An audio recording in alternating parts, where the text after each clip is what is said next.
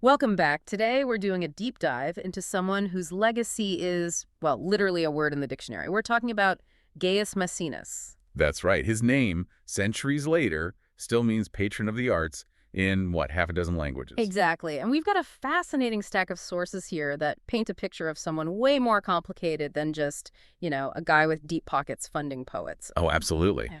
He's this amazing Roman paradox, Mm. a political mastermind deeply loyal to Octavian, who becomes Augustus, kind of a proto-culture minister, you can say. But also a bit of a dandy, luxurious, maybe even controversial in his style. Definitely controversial, highly criticized for it. He had enormous influence, real power, but he completely sidestepped the usual Roman career path, refused to join the Senate. Okay, so that's the puzzle we want to unpack, right? This isn't just about signing checks for Virgil. This is about someone using culture, using soft power strategically.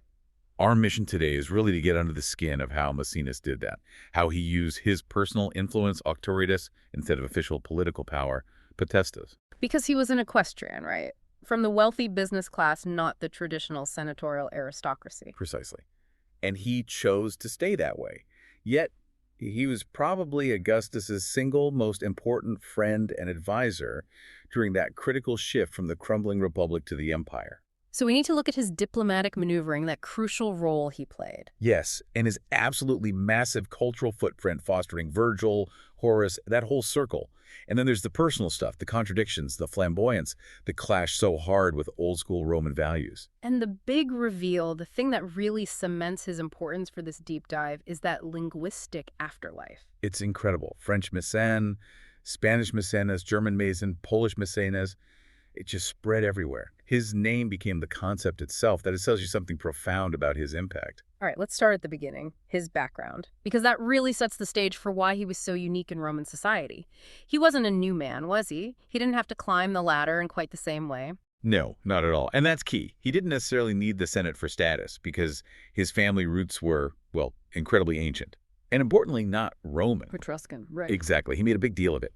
Claimed direct descent from this princely Etruscan house, the Silni of Arretium, who were powerful figures way back in the 4th century BC, long before Rome dominated everything. So that gave him this instant, almost foreign aristocratic prestige. Undeniable prestige. It's why Horace, when he dedicates the odes to him, doesn't just say, "to my patron." He uses that amazing phrase, "atavis edea regibus." Descendant of kings, wow. It's placing him on this almost mythic level, connected to the deepest roots of Italy. It's a power move in itself, completely outside the standard Roman political honors. And then, despite this royal lineage, despite being best friends with the guy who's about to run the entire known world, he makes this conscious choice. To remain an equestrian, a knight. Yeah. Wealthy, influential, but pointedly not a senator. Okay, let's pause there because that feels counterintuitive. In Rome, status was everything. Why turn down the ultimate political club? How did staying out of the Senate actually help him, or help Octavian? Well, think about the context. Octavian is consolidating power, navigating treacherous political waters, trying to build something new out of the wreckage of the civil wars. Right, lots of potential rivals, old Republican families feeling sidelined. Exactly. So by staying an equestrian, Maecenas positions himself as Octavian's personal advisor, his friend, his agent, not another ambitious senator jockeying for power. Ah, so he's less threatening. Much less threatening to the establishment. He can operate behind the scenes, give candid advice, fix problems, manage sensitive negotiations, all without the baggage and the scrutiny that came with being a senator. He's acting purely on the basis of trust between him and Octavian. He's like the ultimate chief of staff, but without the official title. Maybe a quasi-culture minister, as you said, but also just the indispensable right-hand man. That's a good way to put it. His power flowed directly from that personal connection. So where do we first see him really step onto the political stage using this unique position? The sources first mention him around 40 BC. Initially, it's actually quite domestic. He helps arrange Octavian's marriage to Scribonia, which was, a political move in itself. Sure, dynastic marriages were key. But his really crucial contributions were in diplomacy and crisis management. He becomes Octavian's go-to guy for smoothing over the incredibly fragile relationship with Mark Antony. And this wasn't just minor disagreements. We're talking about preventing all-out civil war between the two most powerful men left after Caesar, right? Absolutely. These were high-stakes negotiations. Maecenas was central to brokering the Treaty of Brundisium in 40 BC, which patched things up temporarily. And then again, the Treaty of Trentum in 37 BC. Keeping the triumvirate functioning, essentially. Trying to, yeah. It required incredible tact, discretion, understanding the personalities involved. These are diplomatic skills, not military ones. He's the bridge builder. The level of trust Octavian must have had in him is just staggering, especially when you consider the times Octavian was away on campaign. It was total trust. During the really difficult war against Sextus Pompeius in Sicily, around 36 BC, Octavian basically left Maecenas in charge back home. In charge of what? Like keeping the city running? In charge of Rome and all of Italy. He was acting as Octavian's deputy, his vicegerent, supreme administrative control.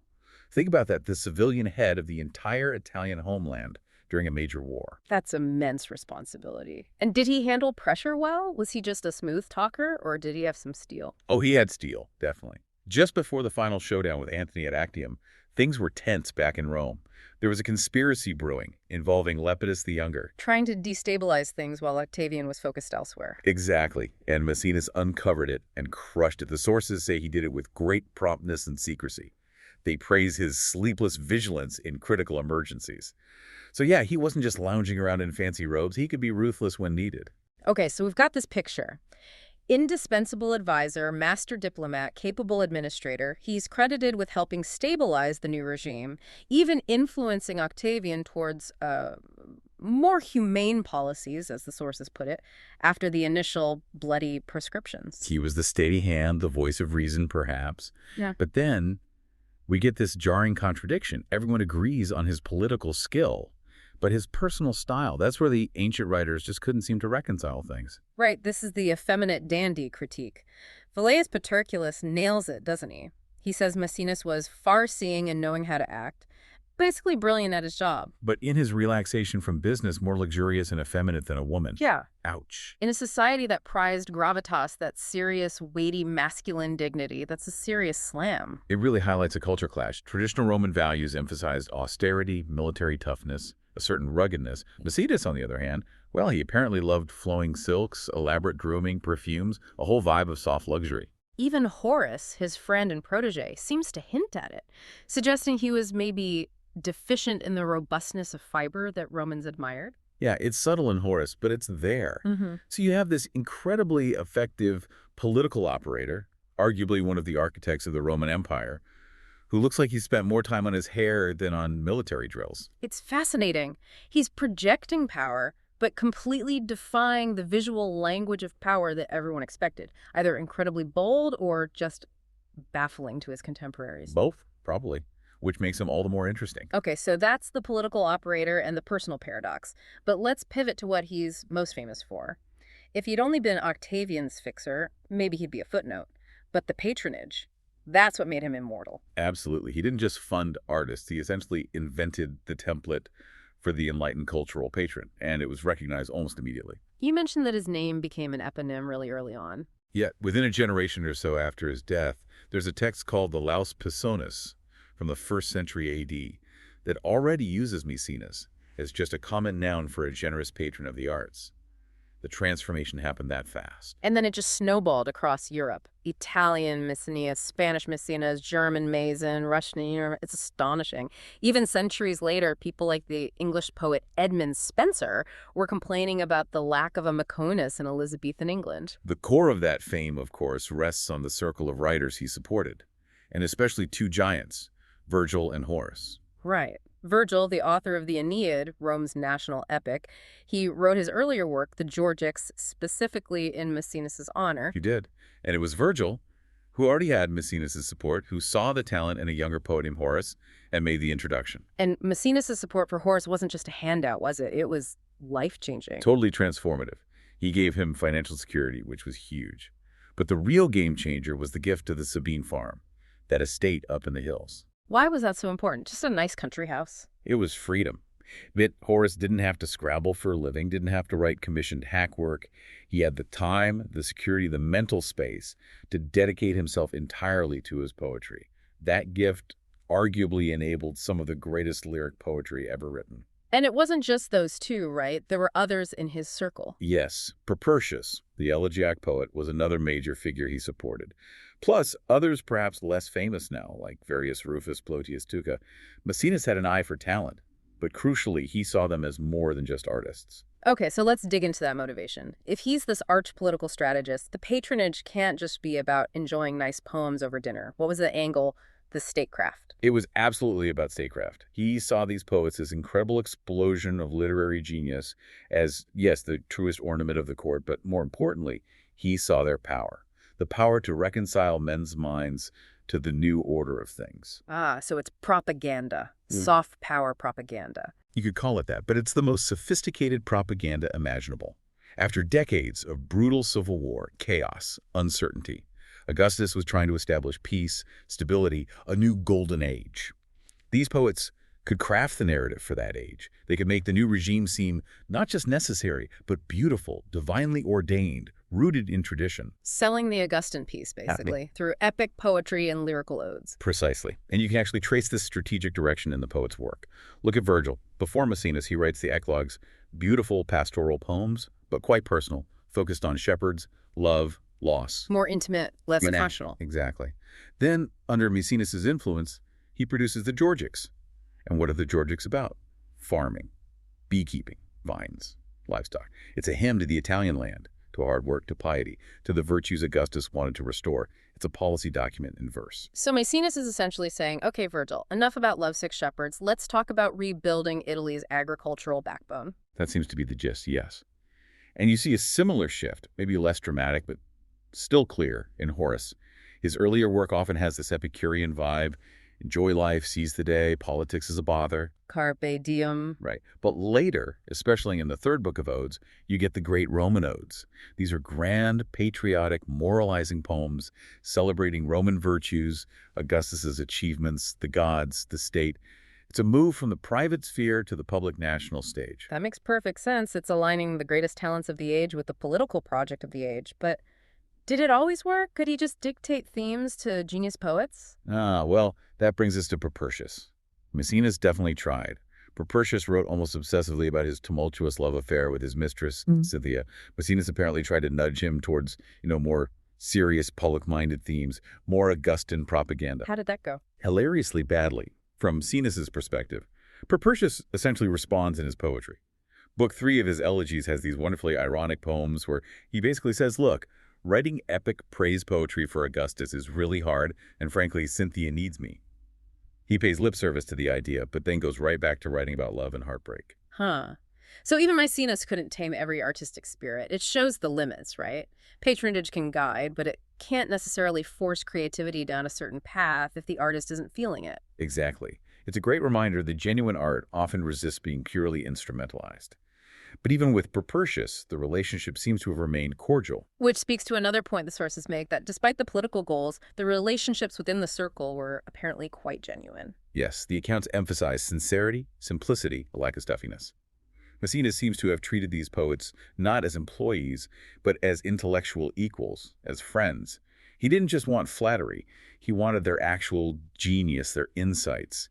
He valued men of worth, as they put it. And it's often suggested that a lot of Maecenas' own wisdom, his sort of calm, philosophical perspective on navigating power in life, actually survives best not in his own lost writings, but embedded in Horace's satires and epistles. I think that's very plausible. Horace often presents conversations, philosophical musings. It feels like Maecenas, the wise, experienced mentor, is a background presence, maybe even a direct source for some of that practical wisdom. He lives on through Horace's pen. It's an incredible legacy. To have your name forever tied to Virgil and Horace, that's a level of cultural immortality few achieve.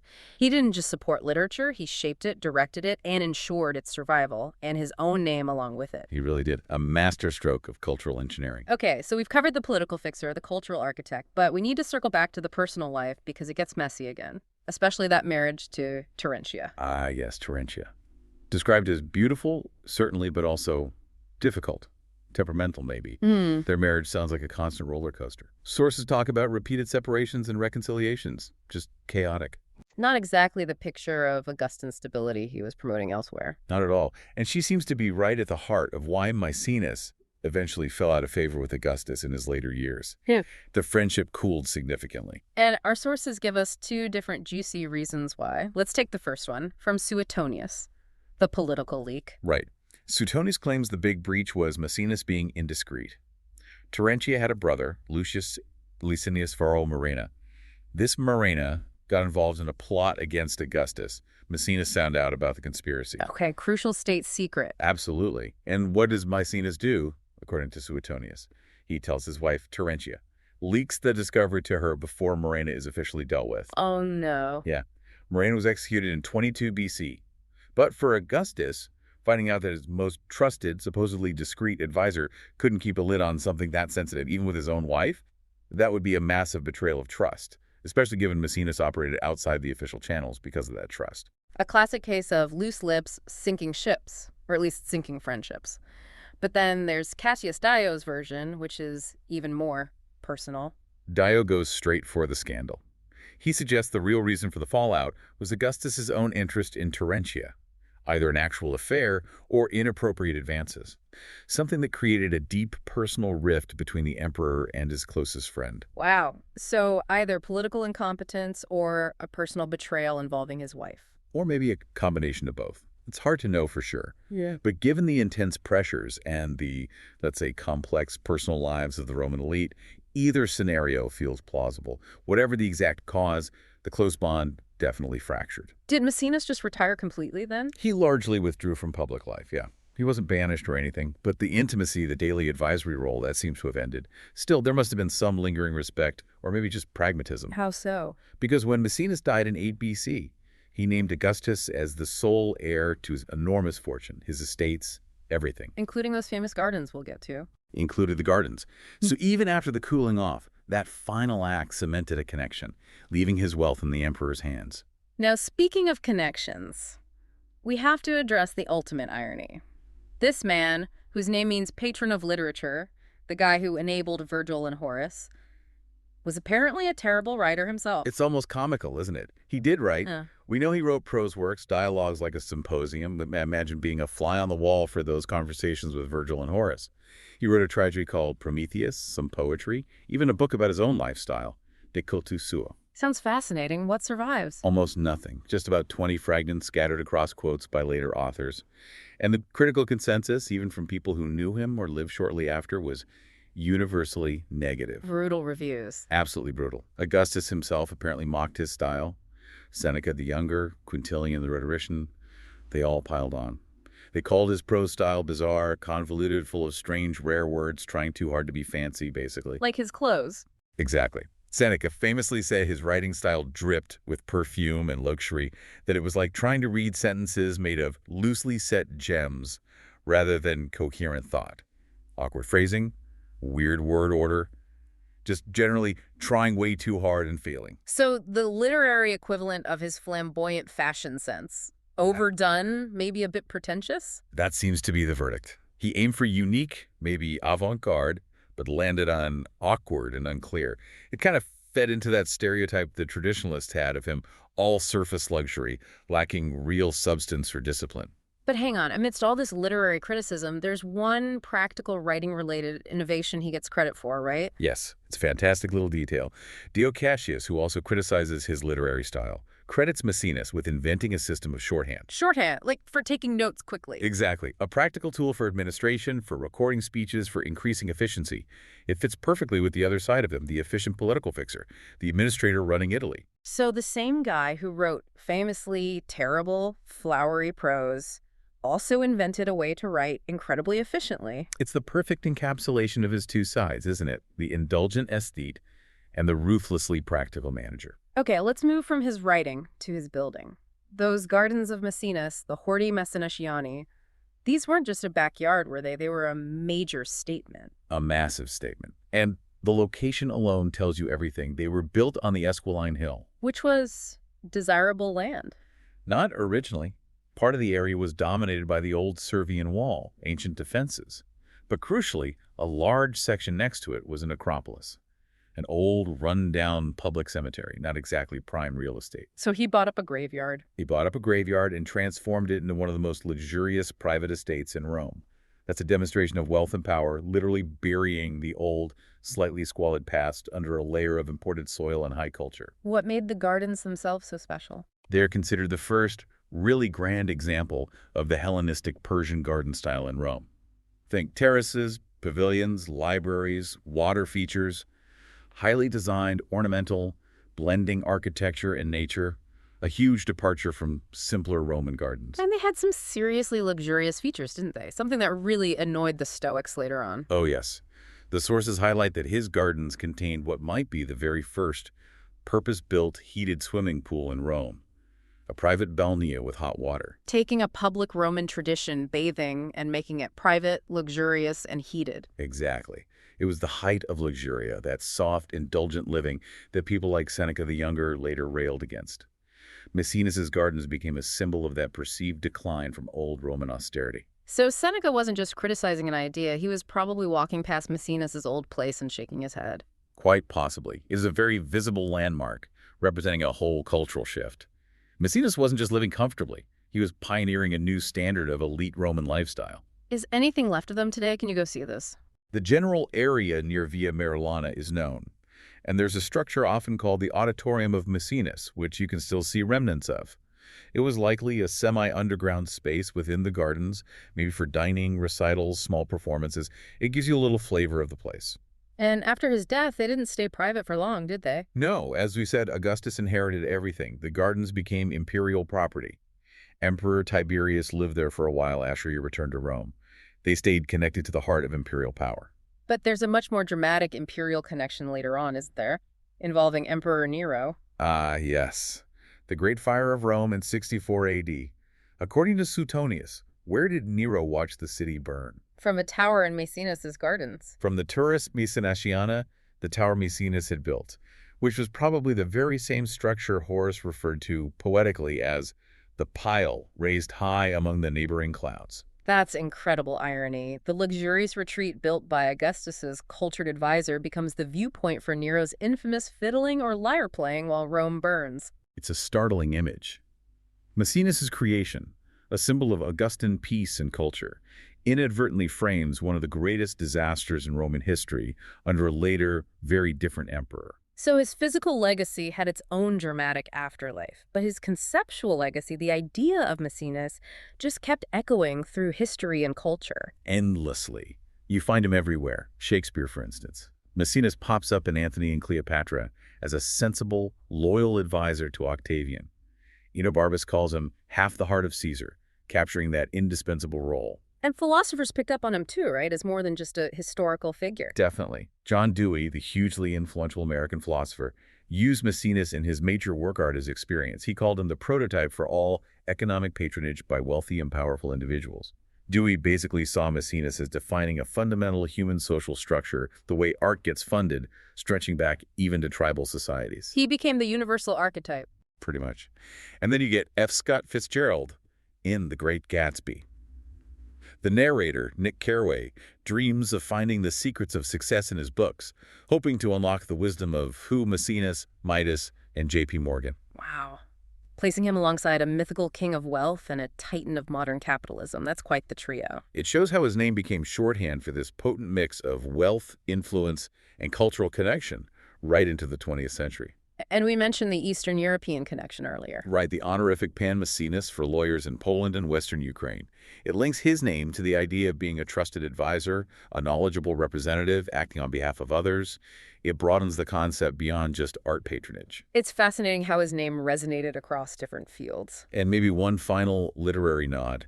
Phyllis Wheatley, the first published African-American female poet, opened her 1773 collection with a poem titled simply To Maecenas. For her, writing from the margins of colonial America, his name represented the ultimate symbol of artistic validation and support she aspired to. That's incredibly powerful. His name transcended Rome, transcended Europe, and became this global symbol. It really did. Okay, so let's try to wrap this up. When you look at the whole complex figure of Gaius Maecenas, what's the main takeaway about how he operated, how he wielded power? I think it's that he was this fascinating hybrid, A nobleman by ancient lineage, but self-made in terms of his actual influence through Octavian. He understood, maybe better than anyone, that in the new world Augustus was building, soft power culture, influence, narrative, was just as crucial, maybe more crucial, than traditional political office or military might. He was a political fixer who used poetry as a tool of statecraft. A ruthless operator when needed, yes, but one who saw that aligning the regime with the greatest artistic talents was the key to long-term legitimacy and stability. He tied Augustus's fortunes directly to the enduring power of Virgil and Horace. And in doing so, he gave us this incredibly potent concept, the patron, the Maecenas, even though, ironically, his own personal tastes were seen as maybe a bit too flashy, a bit effeminate by Roman standards, and his own attempts at writing were, well, let's just say, not successful. Which leads us to that final provocative thought, doesn't it? What does Maecenas tell us about what it actually takes to be a great patron? Right. If he was, by all accounts, a failed writer himself, but had this impeccable taste and judgment when it came to supporting other writers, what does that imply? Does the best patron need to be someone who understands creativity deeply, perhaps because they know their own limitations? Someone whose genius lies not in personal creation, but in recognizing and enabling the genius of others. He wasn't seeking glory as a writer himself, was he? He seems to have accepted that his immortality would come from being the supporter, the enabler. His name means support, not creation. Exactly. He chose elevation over personal artistic fame. Maybe that humility, that recognition of where his true talents lay, was the key to his success as a patron. Something to think about.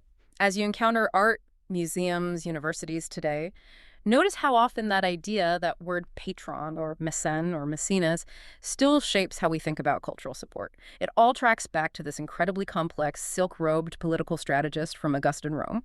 From the man who turned a cemetery into a garden, and poets into pillars of an empire. Thank you for joining us for this deep dive.